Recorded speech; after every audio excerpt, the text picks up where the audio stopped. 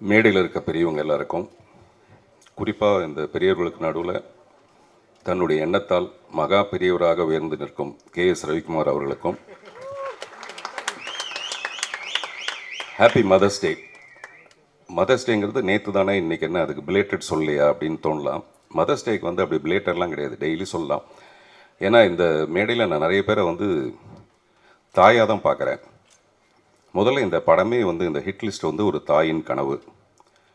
தன்னுடைய மகனுக்கு தந்தையாக மட்டும் இல்லாமல் தாயாகவும் தாய்க்கு தாயாகவும் விளங்கும் திரு விக்ரமன் அவர்களையும் நான் ஒரு தாயாக தான் பார்க்குறேன்.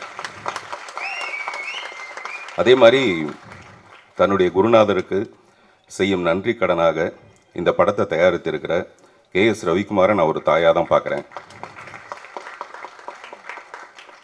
தாய்ப்பாலுங்கிறது தாய் குழந்தை கொடுக்கறது மட்டும் இல்லை, அந்த குழந்தை வளர்ந்து ஒரு நல்ல ஸ்தானத்தை அடையும் போது அந்த தாய்க்கு கிடைக்கிற மகிழ்ச்சியும் ஒரு தாய்ப்பால் மாதிரி தான்.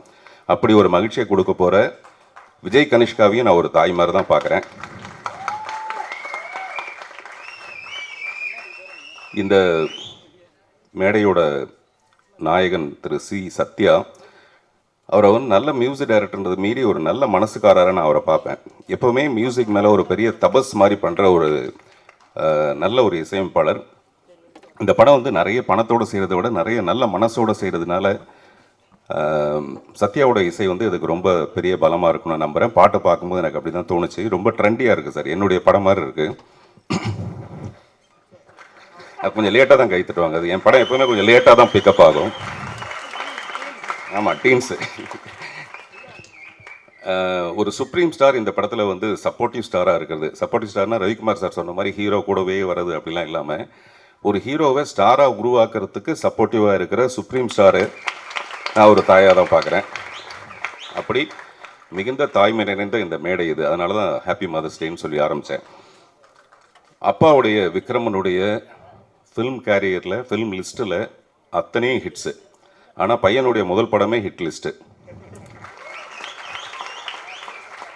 அந்த படத்தோட பேர் அமையிறது கூட ஒரு நல்ல விஷயந்தான். புதிய பாதை மாதிரி ஒரு படம் முதல் படத்தோட பேர் அப்படி அமையிறதும், அதே மாதிரி நான் ட்ரெய்லர் டீசர் சாங் எல்லாம் பார்க்கும்போது ஒரு இளம் அஜித்தை பார்க்குற மாதிரி, ஒரு விஜய் தேவர் கொண்டாவை பார்க்குற மாதிரி, அடுத்த படத்துக்கே 10 கோடி ரூபாய் சம்பளம் கொண்டா அப்படின்னு கேட்குற மாதிரி. இப்போ சமீபத்தில் அந்த மாதிரி ஆயிடுச்சு. கனிஷ்கா என்ன பண்ணலான்னா, இப்போ சமீபத்தில் கவின் கிட்ட ஏங்க நீங்கள் 7-8 கோடிலாம் சம்பளம் கேட்குறீங்களாமேன்னு பத்திரிக்காரர் கேட்கும்போது அவர் கொஞ்சம் தடுமாறினார் பதில் சொல்கிறதுக்கு. நீங்கள் இப்போவே பதிலை ரெடி பண்ணி வச்சுக்கலாம், என்ன பதில் சொல்லலான்னு கரெக்டாக ரெடி பண்ணி வச்சுக்கலாம். ஒரு 2-3 படம் கழிச்சு KS ரவிக்குமார் சார் வந்து விக்ரமன்ட்ட சொல்லுவார், நல்ல வேளைங்க நான் இன்ட்ரடியூஸ் பண்ணதுனால நம்ம படத்துக்கு 10 கோடி ரூபாய் கேட்குறாரு, மற்றவங்க எல்லாம் 15 கோடி ரூபாய் கேட்குறாரு அப்படிங்கிற அளவுக்கு.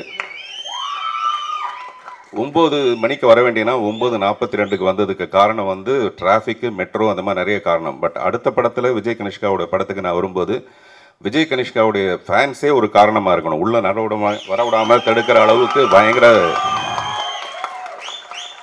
நிஜமாக இப்போதைக்கு நமக்கு தேவை. அவங்களுக்கு என்ன தெரியுன்னா, இந்த மாதிரியான வாழ்த்துக்கள் தான் ஒரு பெரிய சப்போர்ட்டிவான ஒரு விஷயமா இருக்கும். அந்த டீசரில் வந்து ரூல் 1 ரூல் 2 அப்படின்னு சொல்லிட்டு போட்டிருக்கு. I wish Vijay Kanishka to rule the stardom. Thank you. இயக்குநர்களுக்கு என்னுடைய மனப்பூர்வமான பாராட்டு. அதை நம்ம சில நேரத்தில் எமோஷனாக பேசும்போது மறந்துடுவோம். அப்புறம் தனி ஒருத்தனா ஒன்றுமே பண்ண முடியாது. ஜெயம் ரவி கூட தனி ஒருவன்னு ஒரு படம் எடுக்கலாமே தவிர தனியாக எடுக்க முடியாது. நான் கூட ஒத்த செருப்பு ஒரு படம் எடுக்கலாமே தவிர ஒத்தையாக ஒருத்தனா பண்ண முடியாது. அதுக்கு ஒரு டெஃபினட்டாக ஒரு டீம் வேணும். இசையா பாடலா அப்படிலாம் பிரிக்க முடியாது.